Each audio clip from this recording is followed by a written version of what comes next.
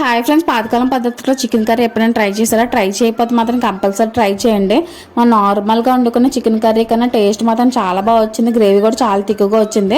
ముందుగా చికెన్ బాగా వాష్ చేసుకొని మనం అందులో కుక్ చేయాలనుకుంటున్నామా అందులో తీసుకొని ఇందులోనే సన్న తరిగిన ఉల్లిపాయ ముక్కలు, పచ్చి ముక్కలు, టమాటా ముక్కలు, ఉప్పు, కారం, పసుపు, జీలకర్ర పొడి, గరం మసాలా, చికెన్ మసాలా, అల్లం వెల్లుల్లి పేస్ట్, కొత్తిమీర, మనం అంత అయితే ఆయిల్ పడుతుంది అనుకుంటున్నాం ఆ కర్రీకి ఆయిల్ కూడా యాడ్ చేసుకోవాలి. ఇప్పుడే అంతా మసాలా అంతా ముక్కలకి బాగా పట్టిలా కలుపుకోవాలి. మనం అవసరం అనిపిస్తే నీళ్ళు చిలకరించుకోవచ్చు, లేదు అవసరం లేదు అనిపిస్తే నీళ్ళు అయిపోయినా పర్లేదన్నమాట. ఇలా డైరెక్ట్ తీసుకెళ్ళి స్టవ్ మీద పెట్టుకుని మూత పెట్టుకుని కుక్ చేసుకోవడమే. అలాగని అలా వదిలేకండి, మధ్య మధ్యలో చూసుకుంటూ ఉండాలి, ఇంకా మాడిపోద్ది. అంతే ఈజీగా 15 to 20 మినిట్స్లో కర్రీ రెడీ అయిపోయింది. లాస్ట్లో కొత్తిమీర జల్లిసుకుంటే ఇంకా సెట్ అనమాట. బ్యాచిలర్స్కి అయితే కర్రీ చాలా బాగా ఉపయోగపడుతుంది.